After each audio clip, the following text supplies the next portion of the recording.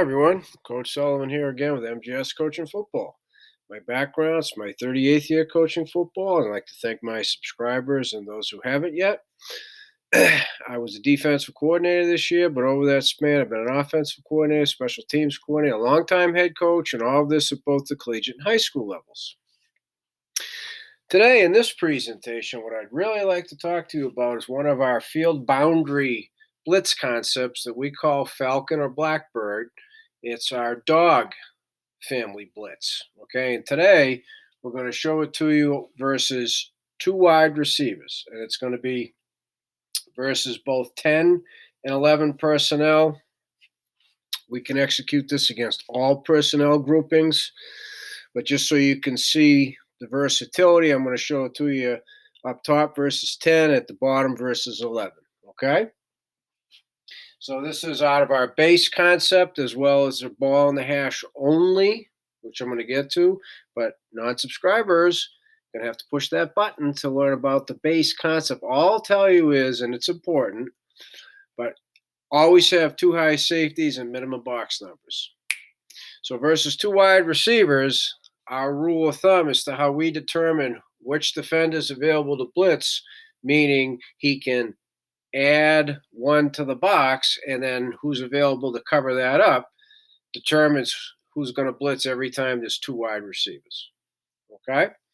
So with that, why ball in the hash only? Well, this is a field boundary blitz concept. Every offense I've ever gone against and will go against has field and boundary tendencies by all personnel groups. So let's start with that, right?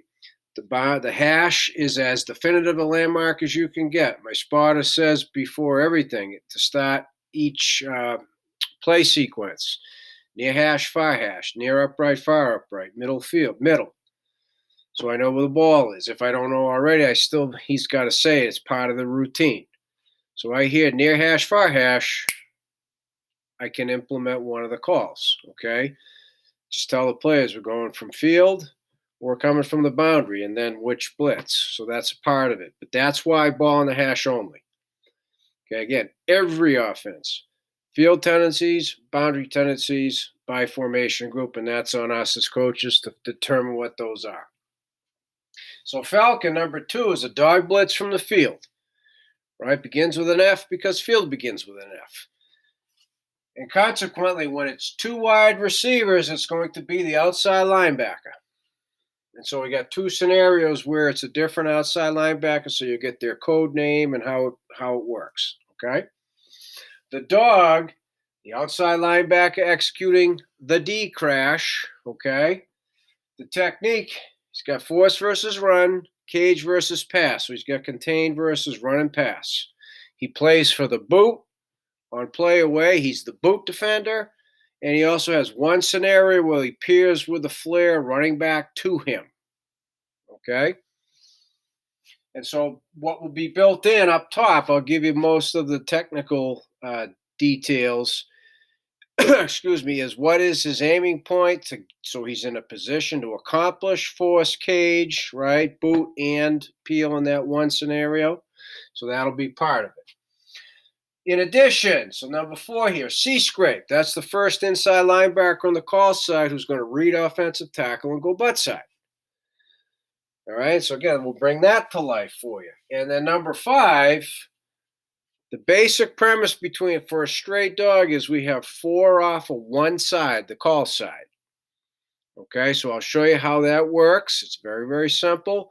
And then consequently, what we will also do, I'll just skip down for a second, when we do a stick tag, so Falcon stick or Blackbird stick, why we would do that, sacrifice one of the 4, so now we only get 3 off the side by having the call side DN stick A, bump nose A away. Well, there's a definite reason for that.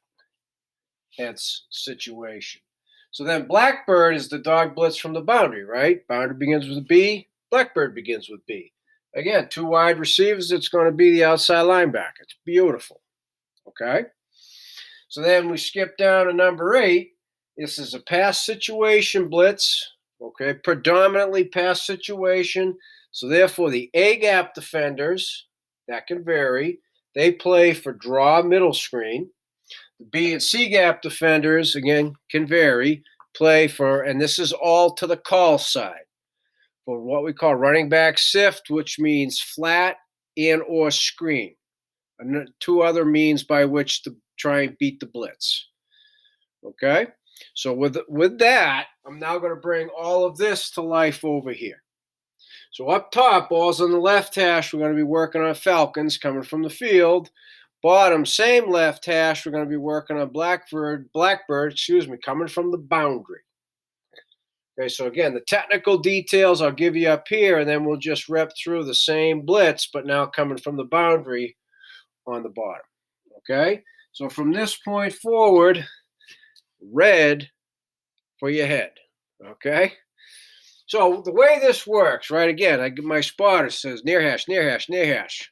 So I just say to the kids, okay, we're coming from the field, so they immediately can start screaming Ringo. They don't know what blitz we're going to do yet, but they know it's a field boundary. So now, subscribers, I'll give you this. The secondary sets itself, regardless of offensive personnel, field and boundary. Field corner, hence the name, and free go to the field. Boundary corner, again, hence the name, and whip go to the boundary. Whip, I know it doesn't begin with a B, but whip, weak safety, right, on the hash. Okay, so they can do that, and it just simplifies everything. So now they get the signal of the signboard. It's going to be Falcons, but they still don't know who's executing the dog yet. But the Mike knows he's going to be in it regardless of the number of receivers. So he can be screaming Michigan, his code name.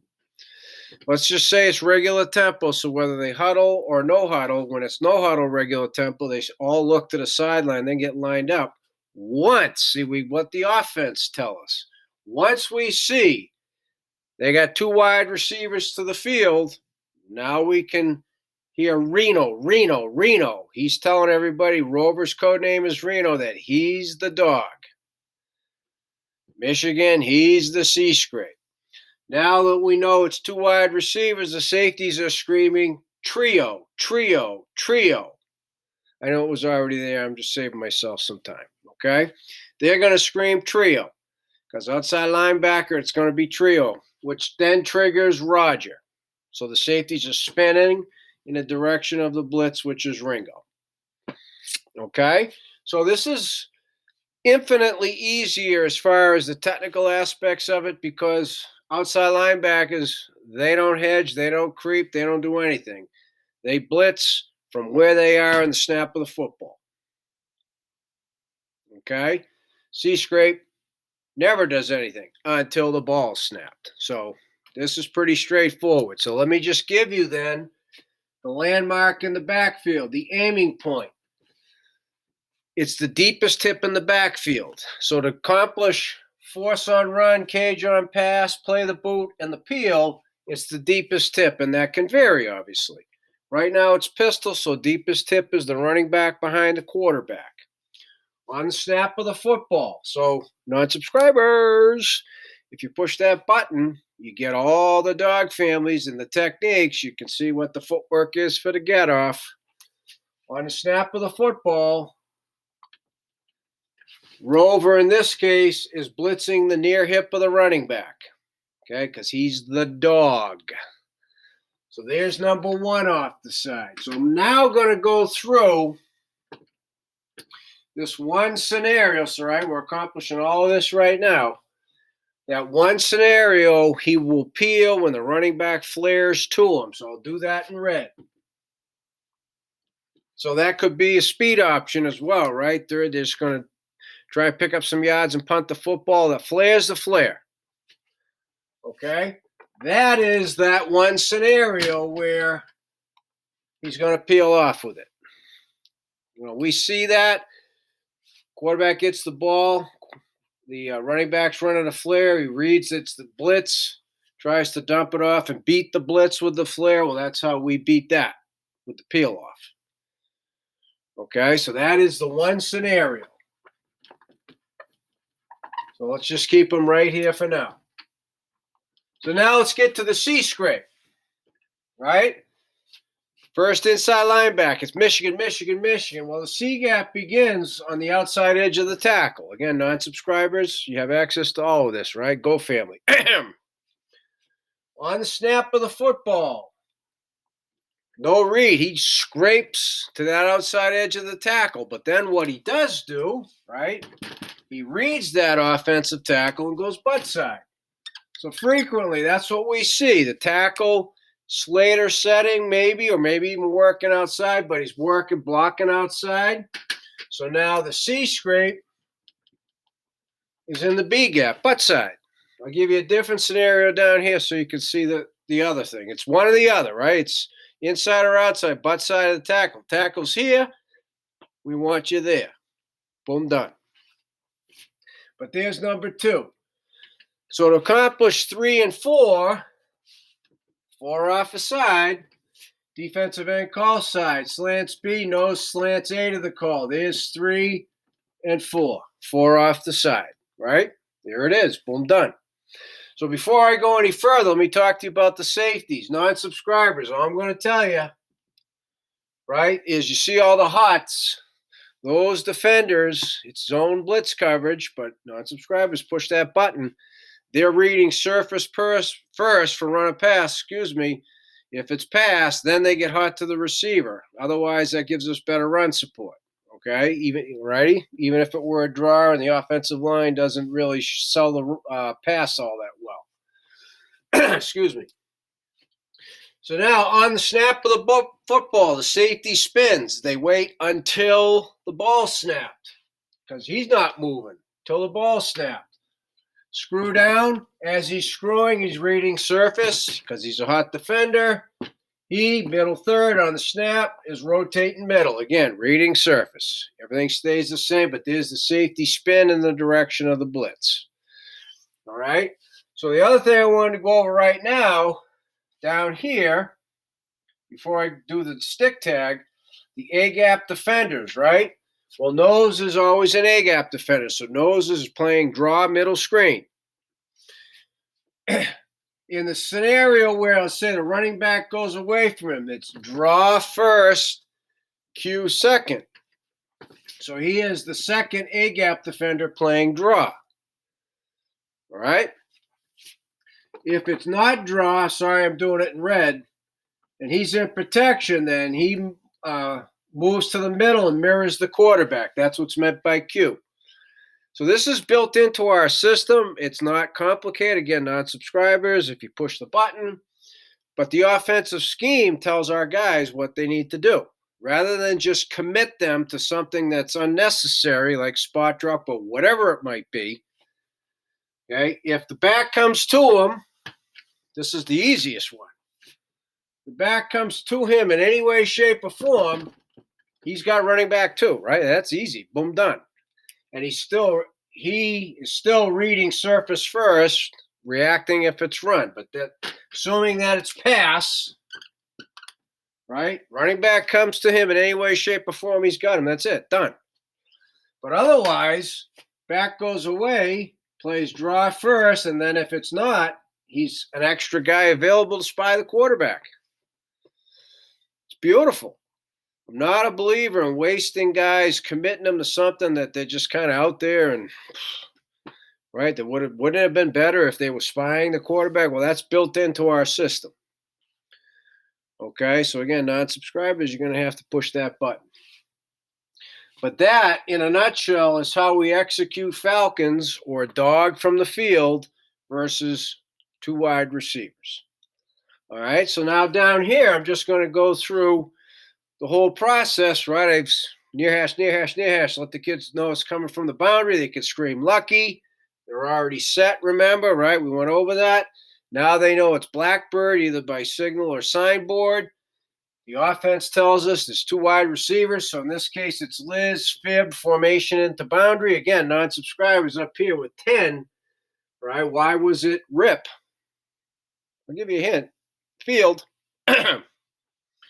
So now that the dime, all right, now subscribers, here you go. Goes to the Lizard Rip versus 11 personnel. Bah! He's screaming Daytona, which means it's orbit. He doesn't have to say orbit. But he's blitzing when he sees two wide receivers, and he should have already been screaming Buffalo once he knew it was both from the boundary as well as it was Blackbird. Okay? And then the Rover's hunting out tight end. He is saying orbit. He's got to say it, and then we got all our huts. So again, same deal, no movement, ball snap, same aiming point, blitzing there, blitzing here, boom, boom, right? So now what we get quite often, if we get a full slide to the field and now the running back's going to fit in there, see, here's the scenario where now the C scrape continues into C gap, right?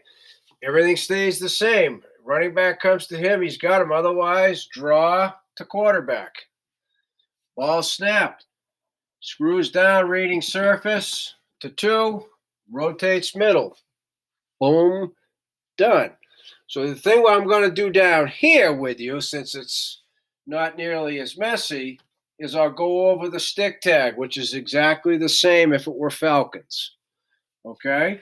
So the only thing that happens here on a stick tag, and then I'll give you the situation, defensive end call side, sticks A, which bumps nose A away. We would call stick, therefore sacrificing the fourth off the side, right? 1, 2, 3. If we're really expecting draw, whether it's running back or quarterback or middle screen. Because you got 2 Agap defenders with the third available inside linebacker. You're pretty solid. That is when we would use the stick tag. Okay? So as I said at the beginning, to my subscribers, I thank you, and I hope non-subscribers have made the point. I can't figure out how to put the cap on. I'll be okay. I hope I've made the point, and again, I'd like to thank YouTube.